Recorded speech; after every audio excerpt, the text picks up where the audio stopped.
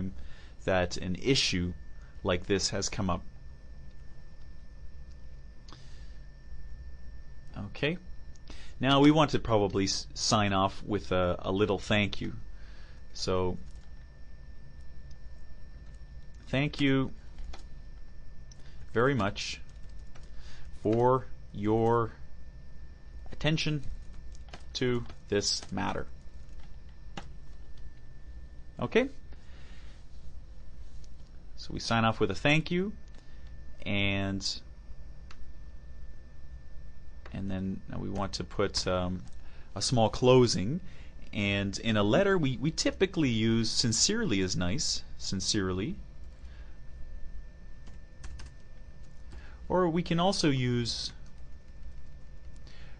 regards. In my opinion, regards is a little bit cold, but it can be used.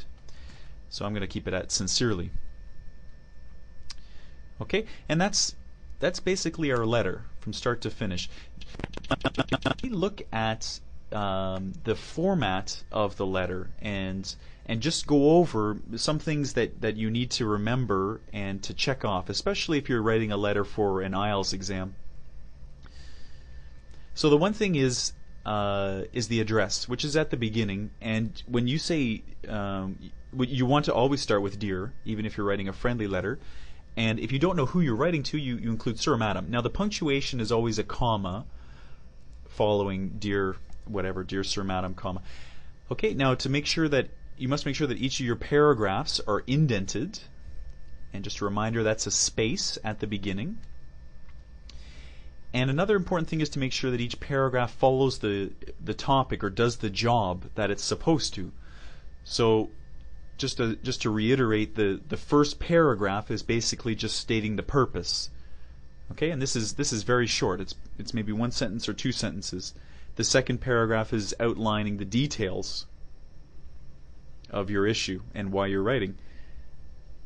Okay, and then finally your third sentence is outlining what you expect to get out of this letter, what you would like to happen. Okay, and then at the end, you want to sign off and follow your sign off with a comma, like we've done here. Okay, now let's read the entire thing together.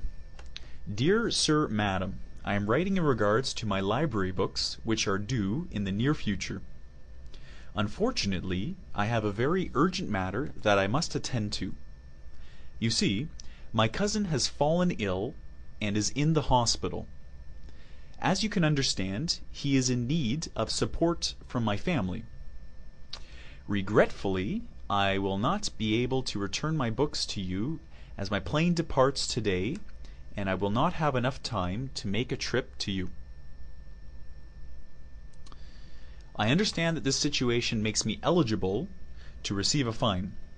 However, I would greatly appreciate it if you would waive this fine on the grounds that my circumstances are very urgent. I trust that this will be possible, as I have consistently returned my books on time in the past. Thank you very much for your attention to this matter. Sincerely, Ryan. Now, one thing I'd just like to point out before we conclude is that there are some words in here that help the entire letter work together. Okay, and the words I'm talking about are basically separated by commas. So you see in here we have you see, as you can understand, regretfully, and then down here we use however, and I trust that this will be possible. Now these phrases, they help to link the sentences together.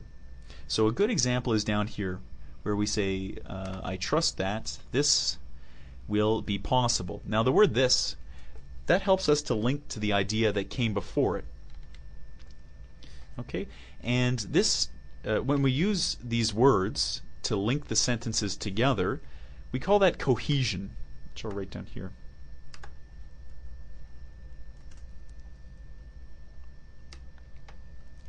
cohesion, which is basically the idea that we want our sentences to work as a team together to best get the idea across.